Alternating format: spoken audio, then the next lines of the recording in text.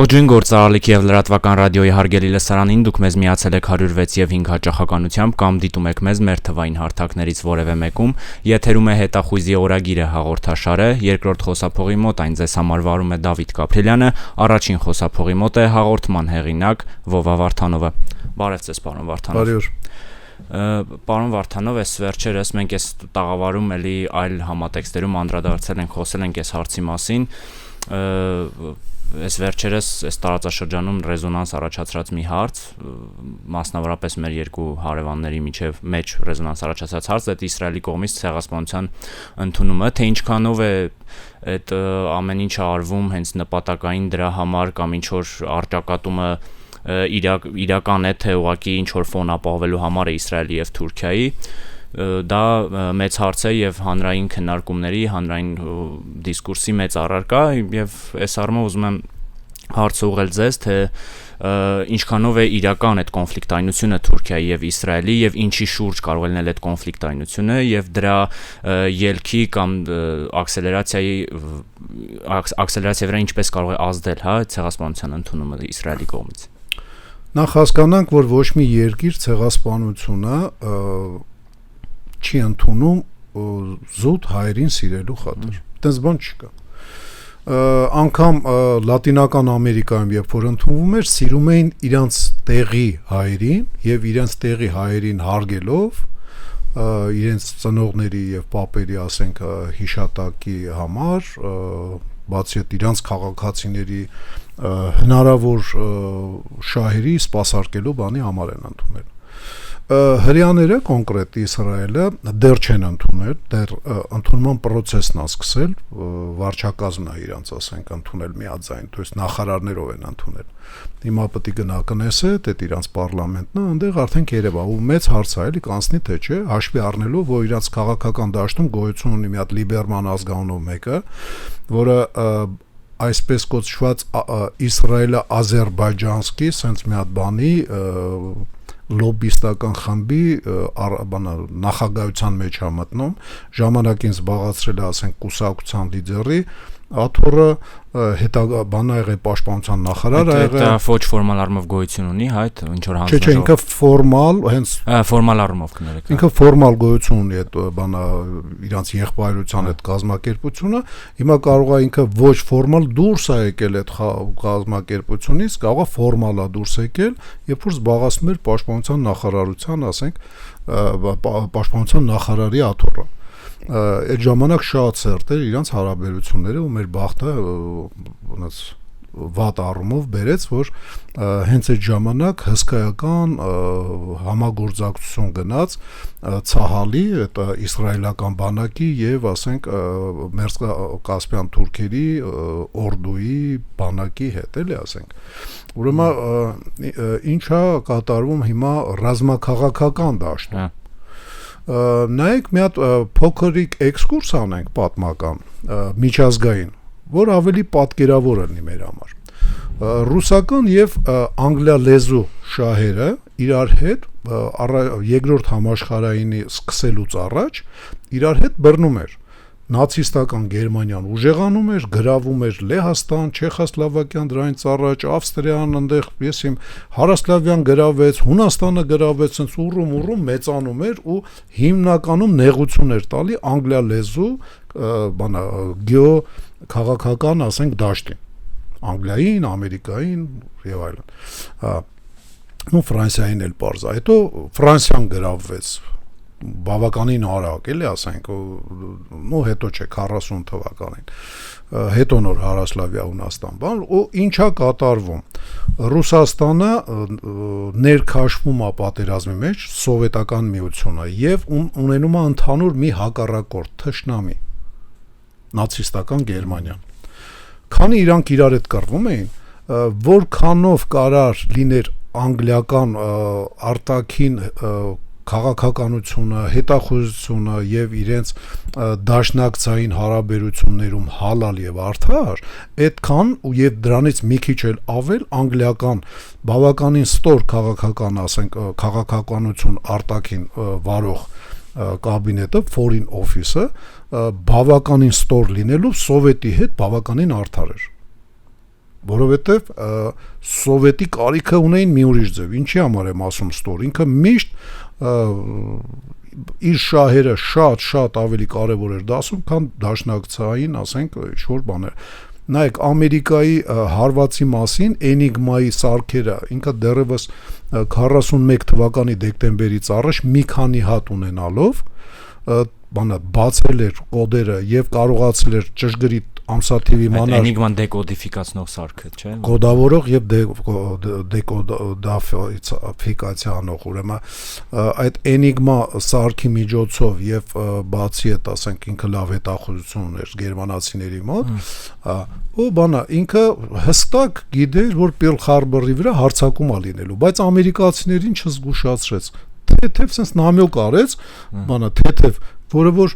դե ստեղ էլ կարան խփեն, ստեղ էլ հնարավոր է ստեղ խփեն, որ ոնց որ ասած ատմասկի տեղ ունենա, եւ պատստավկա արեց իր բանա առաջի համաշխարհայինում գլխավոր փրկողակը Անգլիայի կառավարությանը նետած եւ երկրորդ համաշխարհայինի ժամանակ դաշնակից չէ, բայց նեյտրալ համարյա դաշնակից Ամերիկային պատստավկա արեց, որ իրեն ճապոնացիք հարվածեն անսպասելի, որ լինի կործանարար հարվածը եւ Ամերիկայի Միացյալ Նահանգները մտնեն պատերազմի մեջ։ Դա ստոր պահված է։ Արևմտյան ճակատում խիստ անհրաժեշտություն էր։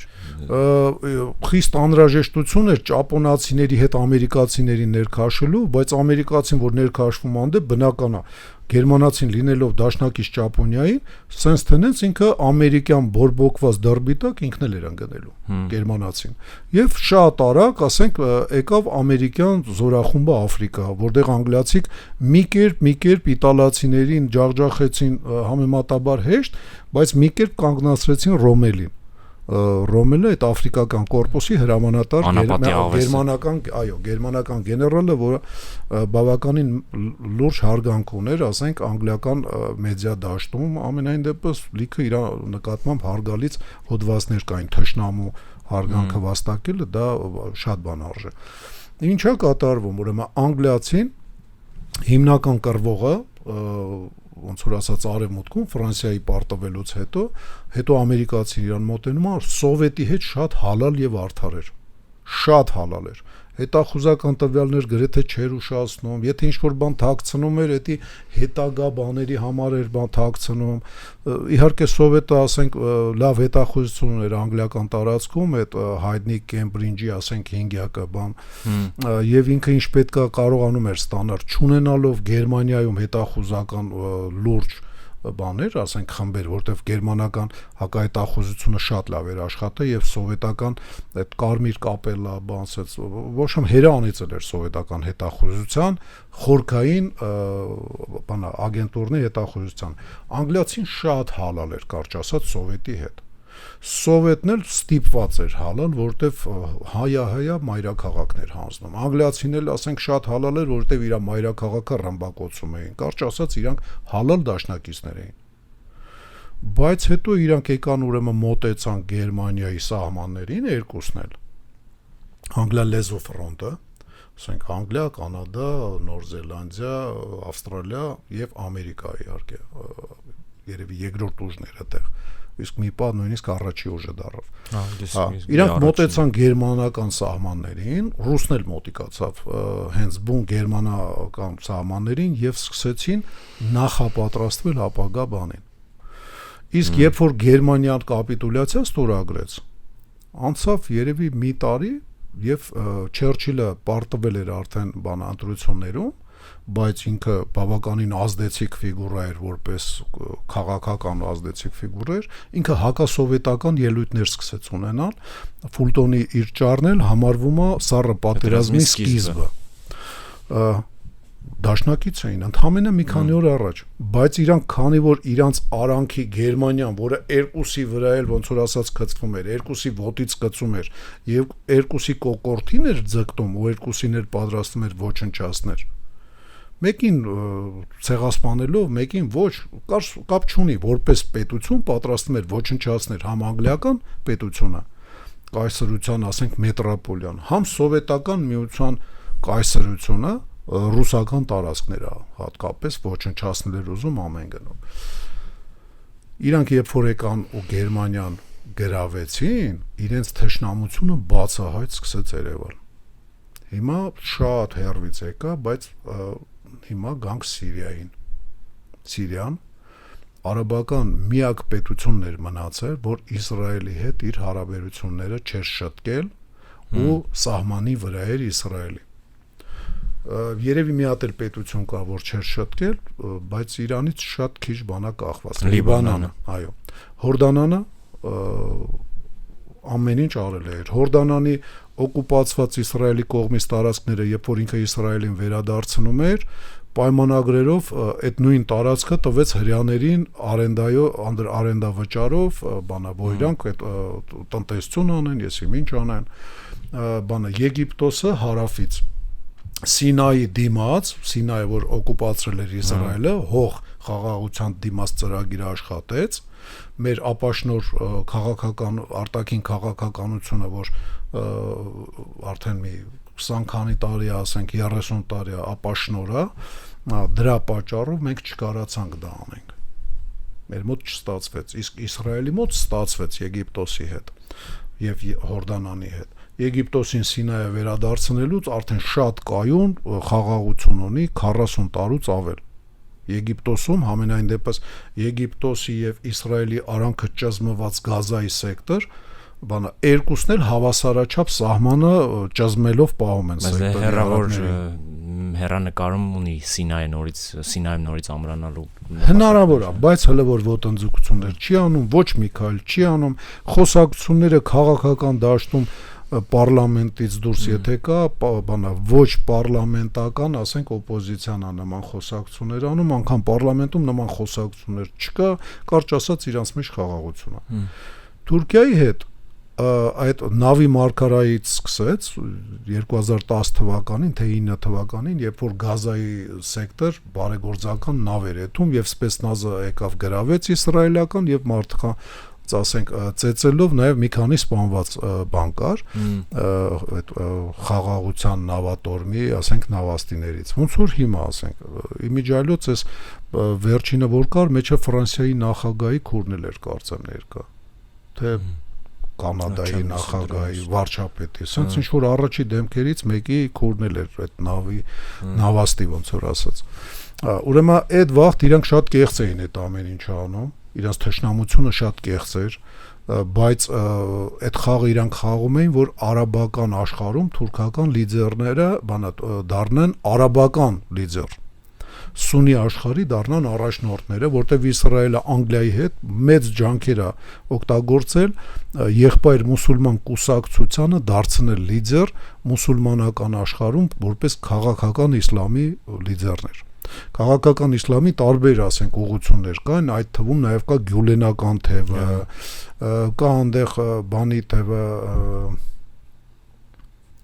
չեմ հիշում արդեն, ոչ հյուսային բանում Տունիսում էլի մի հատ մուսուլմանական թև կա, որը որ առանց պատերազմների է, հետո կա բանա սալաֆիստական, ասենք վահաբիտական Սաուդյան արաբների եւ Կատարի կողմից պատժկա ստացող քաղաքական իսլամի, ասենք թևեր կան, տարբեր sense։ Մեկը ավելի ֆունդամենտալիստ, մեկը քիչ բան, բայց Անգլիան ինչի համար է եւ Անգլիայից հետո Ամերիկան եղբայր մուսուլմաններին ավելի լավ տիրություն անում, որտեվ եղբայր մուսուլմանները իրենք իրենց կրոնականությունը իրանց մոտ իհարկե կարևոր դեր է խաղում, բայց իրենք ընդունում են ոնց որ ասած անգլիա լեզու աշխարհի եւ բանի շեֆ լինելը Ամերիկայի հեգեմոնիան հեգեմոնիան ընդունում են ու առանց խնդրի դրա համար ասենք այդ ոնց ոտի են հանել եւ կայացրել են եղբայր մուսուլմաններին, տենց էլ շարունակում են անգլիացիք, որովհետեւ Ուսամա Բեն Լադենն էլ էր եղբայր մուսուլման։ Այն ով որ ոնց որ ասած Պարշիվի овца է, ասենք բանա կատաղած ոչխար է դառնում, ընդրան ոչնչացնելա բանա մեծ խնդիր է լինում, այդ խնդիրները լուծում են։ Փոքր խնդիրը մեկը էլի լուծում են։ Կարճ ասած բանը թույլ չեն տալի, որ եղբայր մուսուլմանները այդ ընդհանուր անգլիա լեզու քաղաքական բանից ուղուց շատ հեռվանա։ Դրա պատճառով Էրդողանին արաբական առաջնորդ դարձնելը Իսրայելի միջոցով փորձեցին անեն։ Իսրայելի վրա, ասենք Էրդողանը դե հիմա մենք բանը իրանց հետ ախպերություն ենք անում, դրա համար չեմ ասում հաչալը, բայց մլավելը, ասենք, մշտապես մլավում էր բան, էլի ասենք։ Ու իրանց արանքում կար Իսրայելի հետ հարաբերությունները չհարթած Սիրիա, որի ղեկավարության հետ Էրդողանը ախպերություն էր անում, որովհետև ինքը արաբականների սունի արաբական աշխարհում եթե առաջնորդ է ուզում դառնա, ինքը ոչ սունի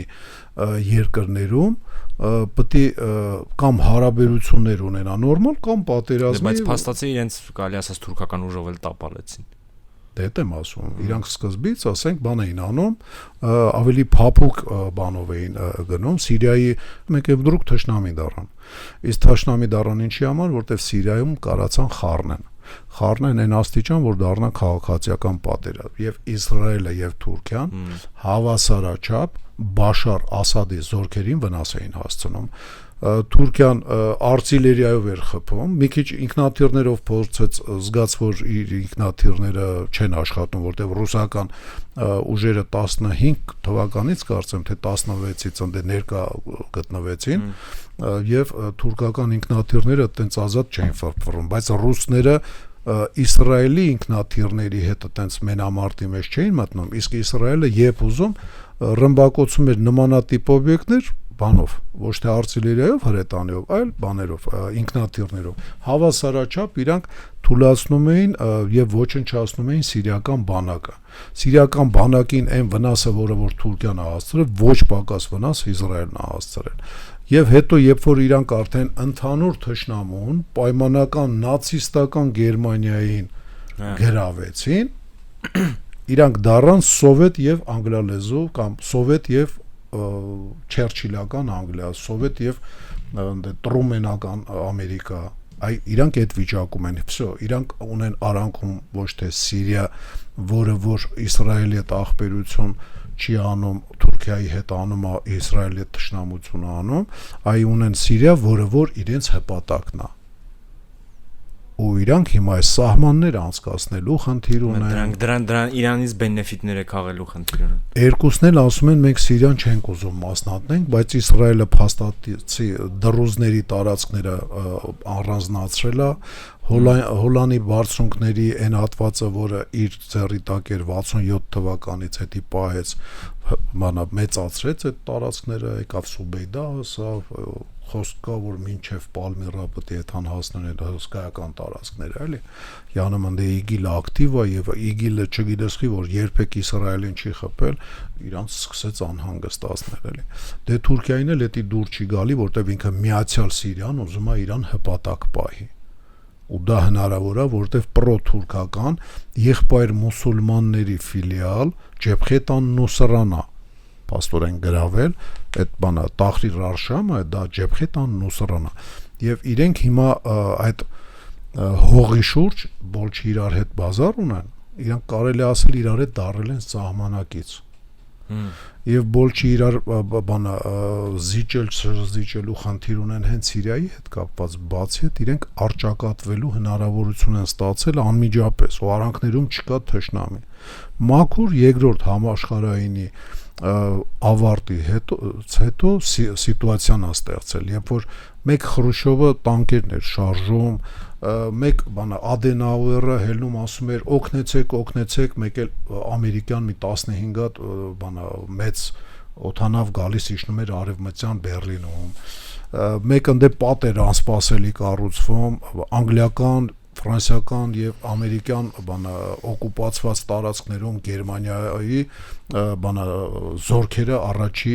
աստիճանի էին բերվում։ Կարճ ասած, հիմա այդ նույն վիճակն է, նախկին դաշնակիցները Սիրիային գզելու հարցում հիմա իրանք թշնամացել են, որովհետեւ համ Սիրիայի հարցում ընդհանուր, ասենք, ընդհանուրի չեն կարում գան, համ էլ իրենց բանը ուղղությունները չի փոխվել։ Ոնց Թուրքիան ուզում էր գար դեպի հարավ, այս կողմ չէ, դեպի Իսրայել, էլի ուզում է, բայց արդեն արանքում Սիրիան Իրանն է, բուն Իսրայելի հողերն է ստացվում։ Իսրայելն էլ ուզում է դեպի հյուսիս գնա։ ու իր ու Թուրքիայի արանքում էլի Սիրիա չկա կարելի ասել ու ինքը պետք է գնա, ասենք, դեպի հյուսիս ու ստացվում է, որ իրանց շահերը բախվում է։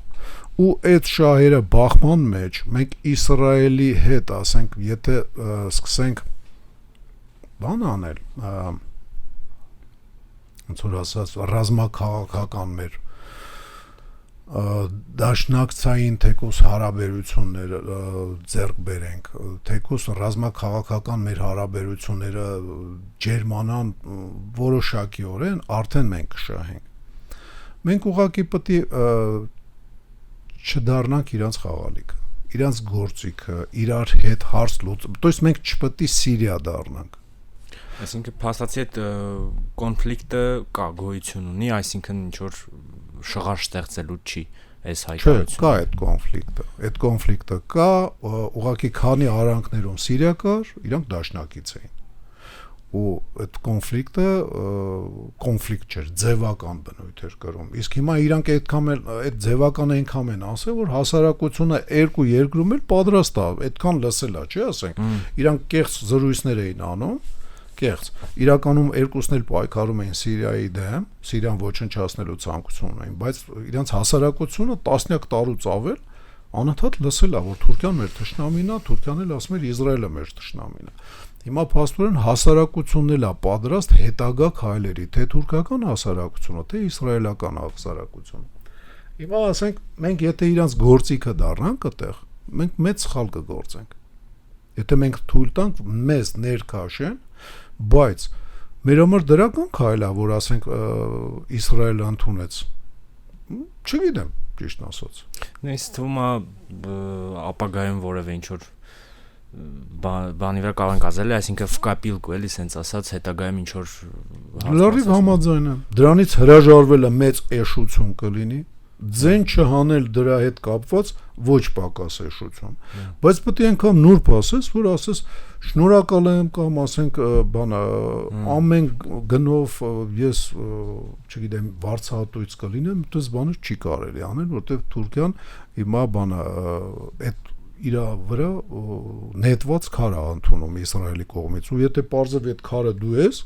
ոչ թե ասենք ցեղասպանություն ընդունելու բանն այլ Հայաստանի Հանրապետության քաղաքականությունն չի բացառվում լուրջ հարվածի տակ հայտնվենք մեր ինչին է պետք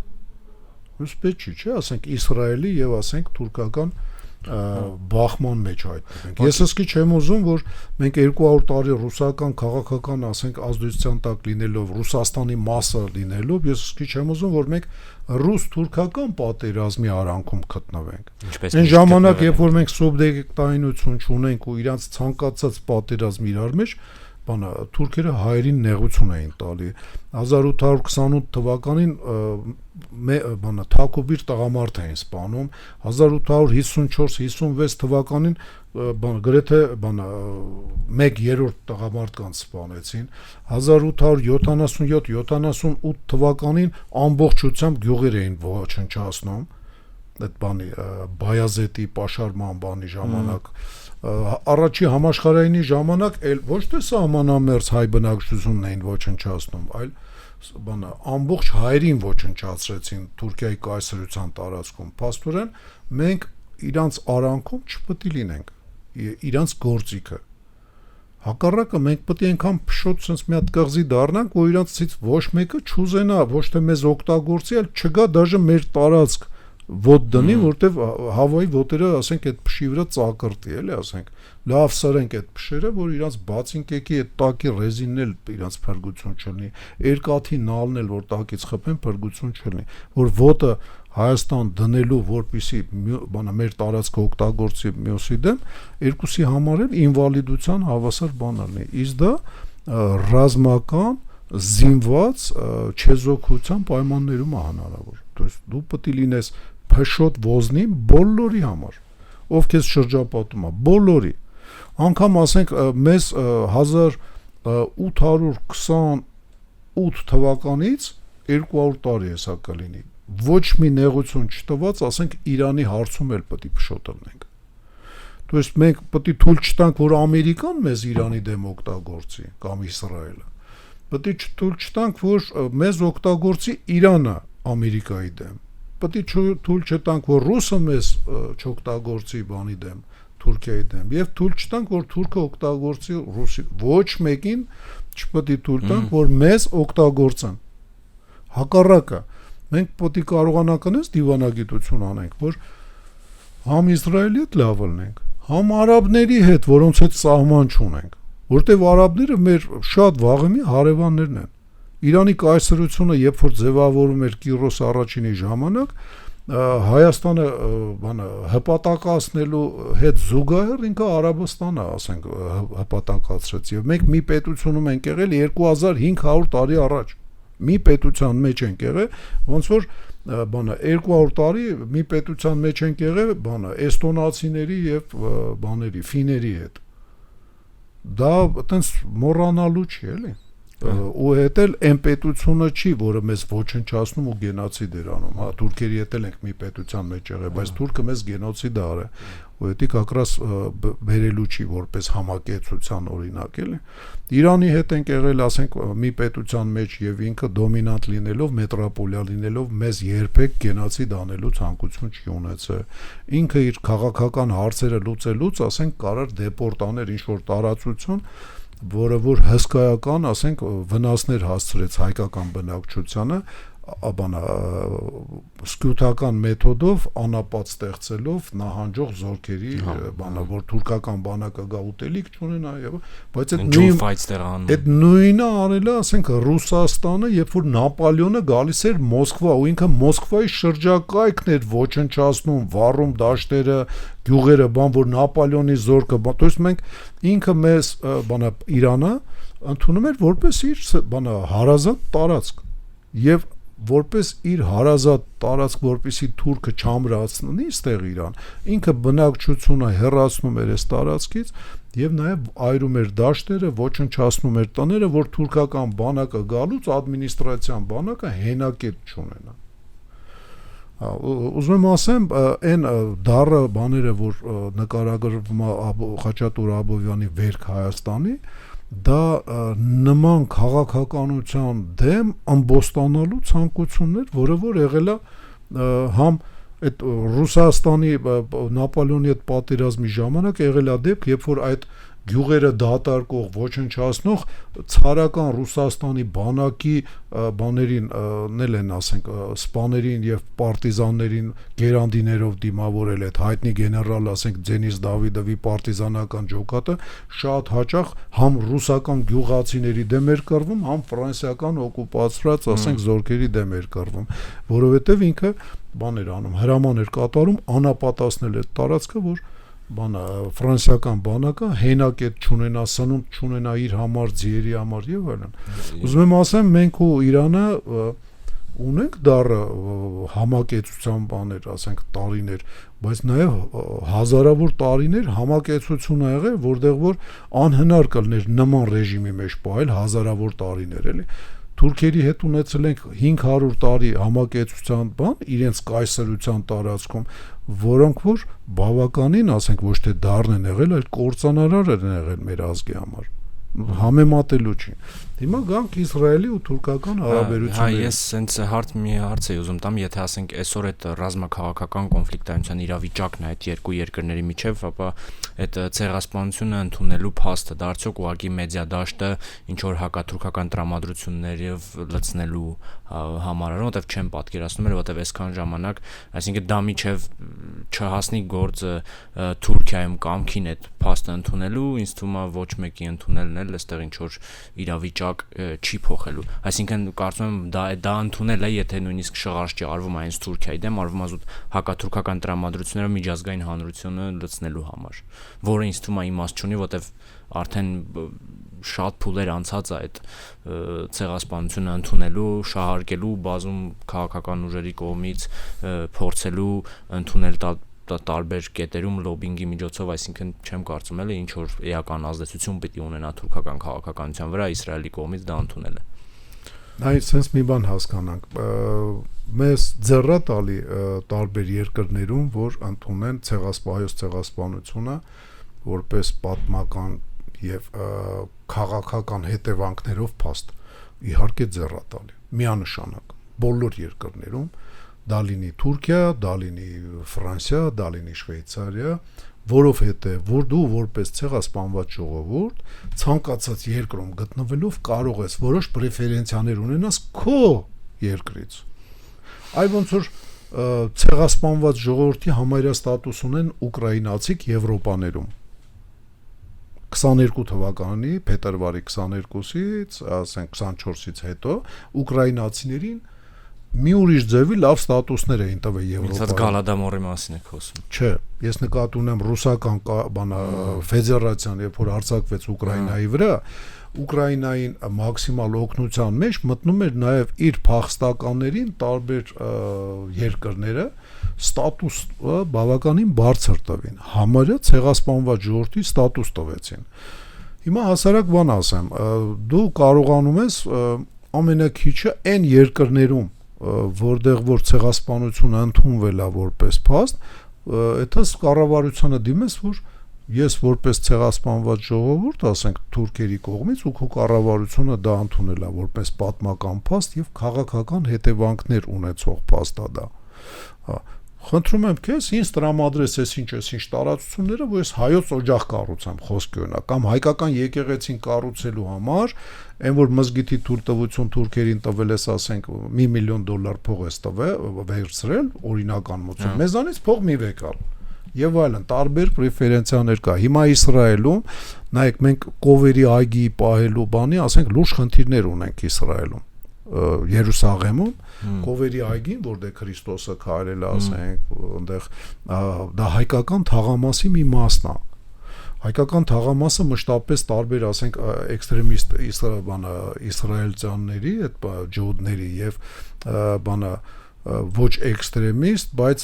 ծայրահեղական ջոդների, այդ խասիդների բաների կողմից պարբերաբար հարձակումների է ենթարկվում։ Եվ անպարկեշտ վերաբերմունքի անպարկեշտ վերաբերմունքը մեկից մեկը ու պարբերաբար էլ հարձակվում են հենց իրանք։ Իսկ լինում է, որ հարձակվում են, այդ ժամանակ ոստիկանությունը գալիս է մի փոքր ավելի արդար հрьяաների օգտին, էլի, որտեղ իրանց ոստիկանությունն է։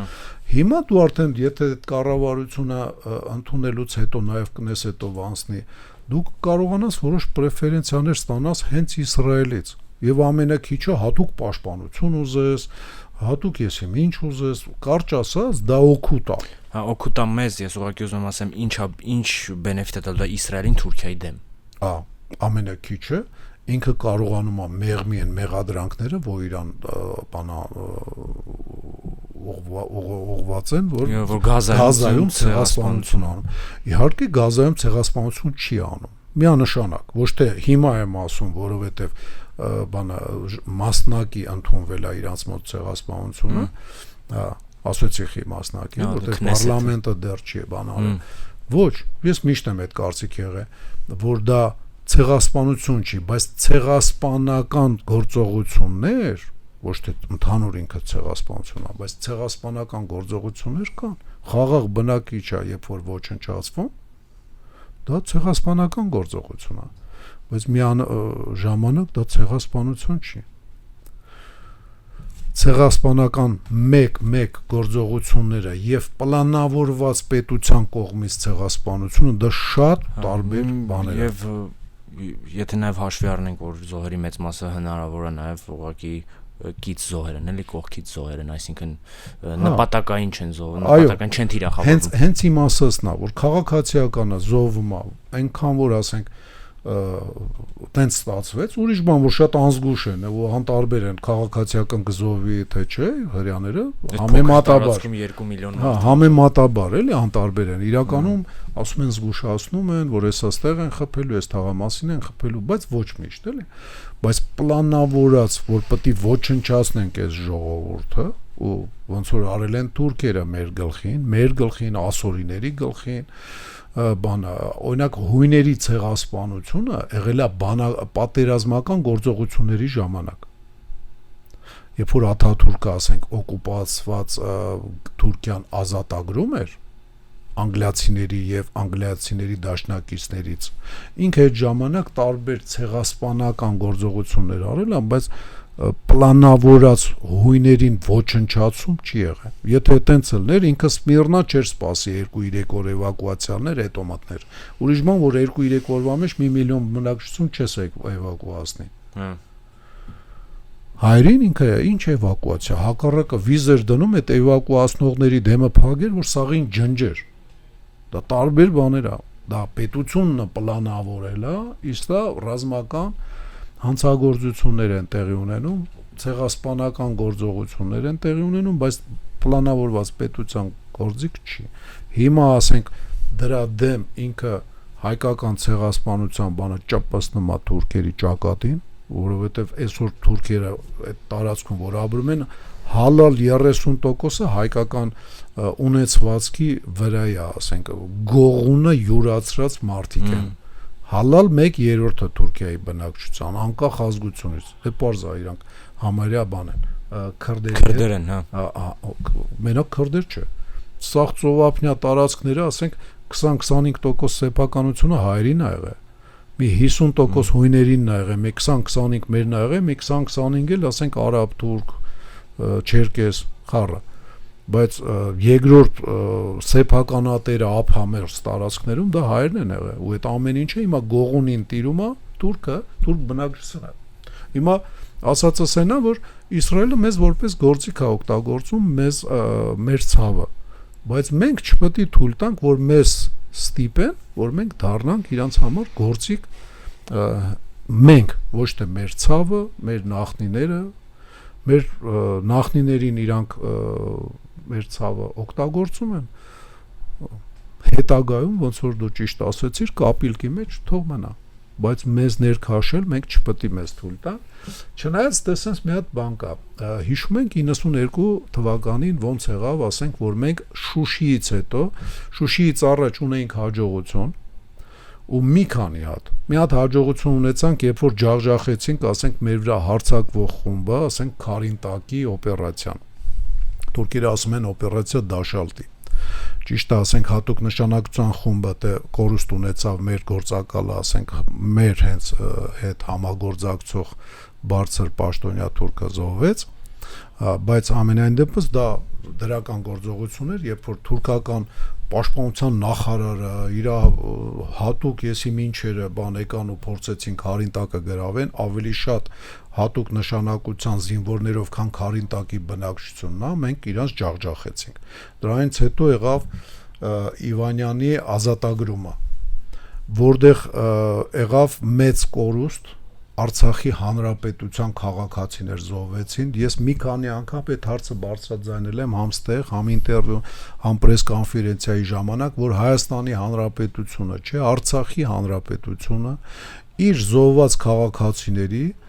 ազգությամբ թուրք, բայց իր սպանված քաղաքացիների աղդամի մատույցների վերաբերյալ բանը քրեական գործ պետք է հարուցեր եւ քններ էտի, որտեղ իր քաղաքացիներն էին, որոնք իրան չէին ընդունում, չէին ենթարկում, բայց իր քաղաքացիներն էին Արցախի սպանվել։ 60 քանի հոգի, 62 խաղաղ բնակիչ էր սպանվել աղդամի մատույցներում մեր դիրքերից 1.5-1.7 կիլոմետր հեռավորության վրա։ Էդ էլ ցեղասպանական գործողություն է։ Ու այդ ցեղասպանական գործողությունը պետք է հետաքննվեր։ Ու կոնկրետ ասենք մեղավորներին ես գիտեմ ովքեր են եղել, մեղավորները բարձրաձայնել են բազմաթիվ անգամ, ներքին գործերի մի պոստագնդակ արել եւ Նարոդնի ֆրոնտի մի պոստագնդակ արել։ Ընդհանրեն այդ պոստերի ավակներին ա պետք ճշտել, անձնակազմերին ա պետք ճշտել, թեկուս 30 քանի տարի հետո մեկից մեկը էլի parzել ով է դա արել։ Արցախի հանրապետության ղեկավարությունը ցավոք իմ խոսքը չլսեց, էլի ասենք, շատ եմ ցավում, որովհետև դա շատ բան կփոխեր, բայց այդ քրեական գործը նորմալ, ասենք, ոչ թե թղթի վրա գրվեր, այլ նորմալ քննվեր, նորմալ, ասենք, միջազգային ռոզիսկ տրվեին այդ թուրքերը, որոնք որ այդ հանցանքը գործել են, 60 քանի հոգի քաղաքացիական են սպանել, այդ սա կարելի էր անել։ Հիմա դրանից հետո մենք ունեցանք նաև Շուշիի հաջողությունը։ Իմիջիալոց այդ բանը, որ ես շեղվեցի մի փոքր, Իվանյանի օպերացիան էլի հաջողություն էր։ Ուրեմն չհաջողված թուրքերի Դաշալտի օպերացիան, Քարինտակի պաշտպանական օպերացիան, Շուշիի Իվանյանի ազատագրումը, Շուշիի ազատագրումը, ասենց հաջողության, ասենց բանա գնում։ Մեկ էլ առաքես 92 թվականի հունիսի 10-ին մենք ինֆորմացիա ենք ստանում, որ ռուսական գնդապետ Սելիվանովը օպերացիա է մշակում եւ զորքեր են նախապատրաստվում թուրքական, ռուսական դեսանտնիկների կողմից եւ այլն, ռազմական տեխնիկա է, ասենք, որ տրամադրվելու մենակ էդի չգիտեինք։ Ցավալի էր, ասենք, ես լինելով այդ տեղեկությունները հայթայթող մի խմբի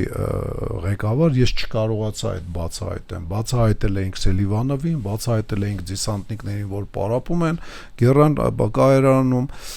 բայց որ ռազմական տեխնիկա կօգտագործվի, մենք կարայինք ենթադրենք, ու մենք ենթադրում ենք, բայց ենթադրությունը դա ապացույց չի, ենթադրության վրա չես հենվում ռազմական պլանների մեջ, էլի, ուղղակի հաշվի ես առնում։ Մենք կարանք ենթադրենք, որովհետև Իվանյանի օպերացիայի ժամանակ 20 քանի հատ տանկ է բերում, ասենք, գնդի դիվիզիայի հրամանատարը փաստացի վաճառում է թուրքերին, մի մասը հետ է տանում, երևի փողը չեն տալի։ Մենք պետք է ենթադրենք, որ ռուսական օպերացիա կլինի եւ ռուսական օպերացիան մշակող Սելիվանովը նաեւ, ասենք, զորքերն էլ կմասնակցեն ռուսական զրահատեխնիկայով։ Եվ ինչ տեղի ունեցավ, մենք ունեցանք ջախջախիչ հարված ռուս-թուրքական,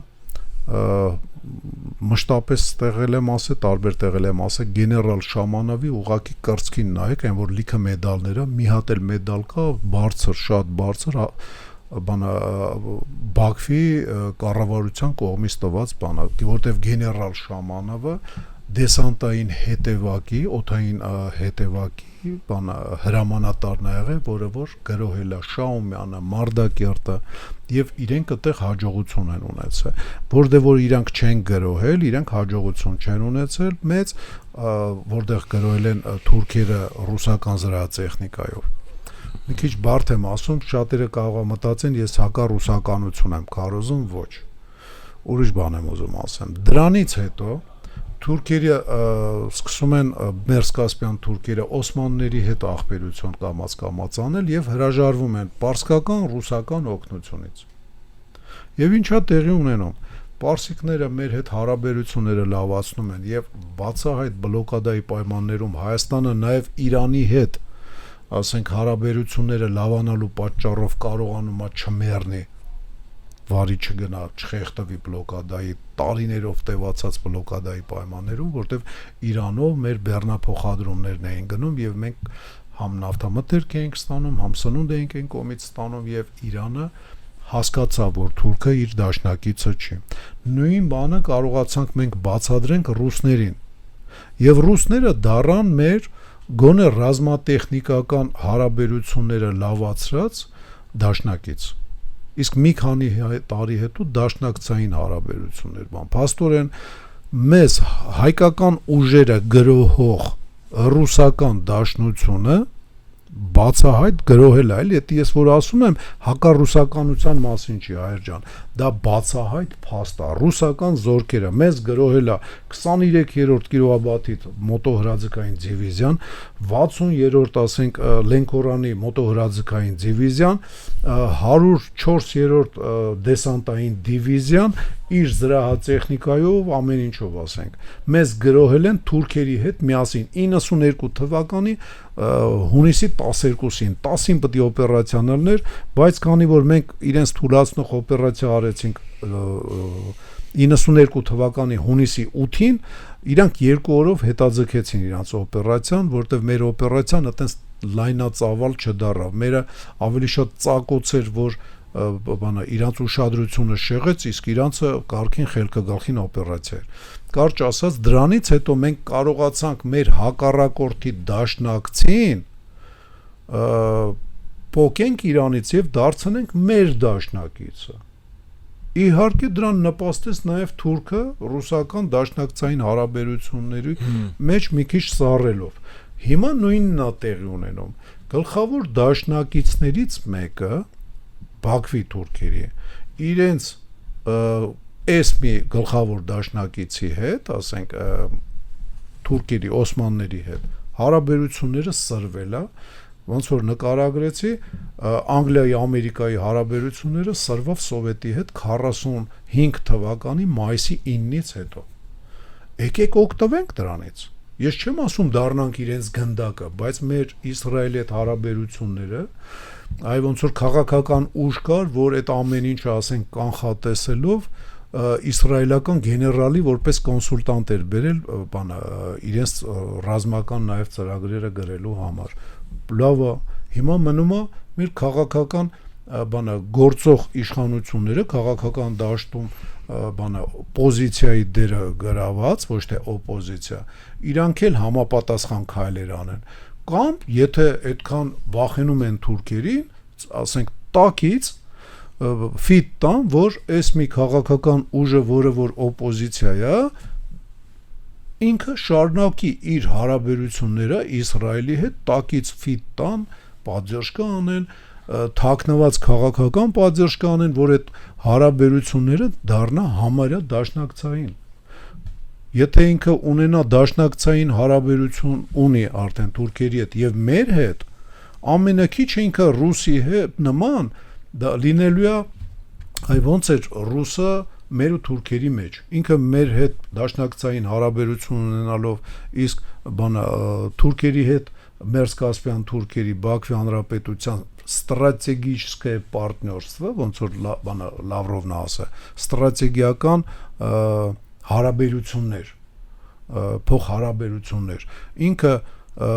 մեր մեջ գտնվում էր ու մեզ տարանջատում էր, ոչ թե իրական դաշնակցի պես մեր կողքն էր կայնում, չէ՞։ Այդ Յանիմ Ղարաբաղը Ղարաբաղի համար մենք չենք կռվի, Հայաստանի համար կկռվենք, էդ էլ չէ, տեսանք կեղծ բաներ։ Հա, զինվորներ կային, որ մի քիչ ճիշտ էինի պատիվը հասկանում եւ պաշտպանելով անգամ զոհված ռուսներ կան, պաշտպանելով հայ բնակչությանը զոհվել են, ասենք Ղարաբաղում։ Նույնը, ասենք, դիրքեր են եղել Կապանի ուղղության վրա, որոնք փախել են ռուսական, իսկ դիրքեր են եղել, որոնք որ ասենք իրենց կրակով ու իրենց ներկայությունով չեն փախել, ստիպել են թուրքերը, որ իրենց շրջանցեն։ Դա էլ ասենք մեզ հնարավորություն ա տվել, որ թուրքերի դանդաղացնենք եւ կանգնացնենք։ Ուզում եմ ասեմ, ռուսը բացահայտ մեր դաշնակիցը լինելով, մեր ու թուրքերի մեջ չէր կանգնում մեր կողքը։ Նույն ձևով, եթե մենք մեր հարաբերությունները թեկուս ապոզիցիոն կուսակցության միջոցով, որը այս պահին պարլամենտում հավաքել է, ասենք 25% կարծեմ, թեկուս իրա միջոցով, իսկ մենք կարող ենք, մեր կառավարությունը կարող է ասենց թաքնված իրան դա թույլ տա, որտեվ այդ քաղաքական ուժը ռազմական գլխավոր կոնսուլտանտ գերմանական հրեական գեներալի ա բերել ՊՎՕ-ի այս հայտնի ՊՎՕ բանը գմբեթը, չշփոթեք ոմայի գմբեթների հետ, դա ուրիշ գմբեթ է, մի քիչ ավելի ոչ կարևոր հայերի համար, բայց այդ Իսրայելի համար կարևոր դեր խաղացած այդ գմբեթը հեղինակը եւ կատարողը իրան բերել էր որպես կոնսուլտանտ, չերես այդ կուսակցություն էլ կարաս այդ բանը անես։ Մի քիչ պետք է մոռանանք, որ մենք անհաջողությունների, ռազմական անհաջողություններից հետո մենք սկսում ենք ներսում իրար բողազ կրծել, այ ոնց որ կռիսները իրար վրա են հարձակվում, երբ որ իրանց այն բետոնից մեշոկի մեջ են պահում, չպետք է մենք կռիսի պես մենք մեզ պահենք, ոնց որ 92 թվականին մեզ պահեցինք, երբ որ անհաջողությունները բերեցին այնտեղ, որ ստեղ խժբժոցներ եղավ, ցույցեր, կառավարությունը պայքարում էր ավելի շատ այդ տարբեր կուսակցությունների դեմ, որ ուզում էին իրանց տապալեին, 92 թվական ամառն եմ ասում։ Նույնը եղավ 20 թվականի ծեսյան։ Կառավարությունը ավելի շատ օպոզիցիայի դեմ է պայքարում, քան ասենք դրսի թշնամու դեմ։ Այդ եթե մենք դադարենք իրար դեմ պայքարել, պատերազմել, ուղղակի կիրթ քաղաքական, ասենք, կարծիքների եւ գաղափարների պայքար է թա մեր Հայաստանի Հանրապետության ներսում, դա շատ ավելի ցիվիլ չէ, դա շատ ավելի անվտանգ կլինի մեր երկրի համար, որովհետև ներսի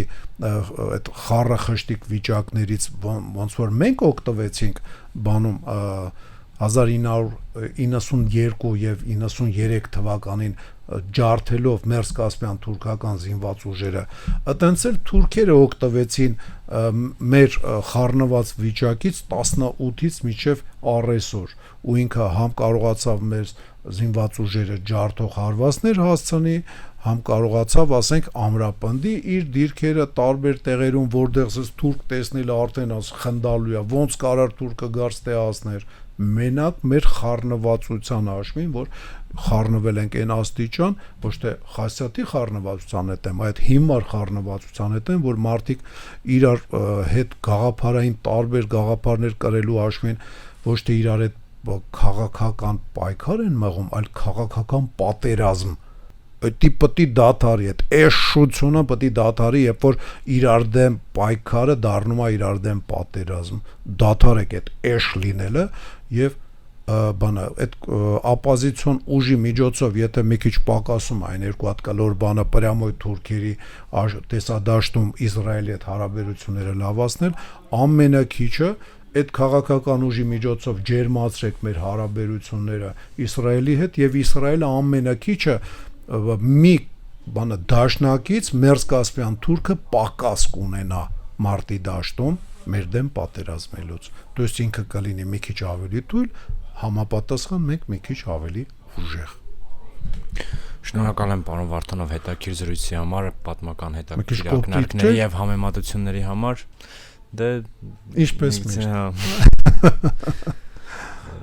հաճախ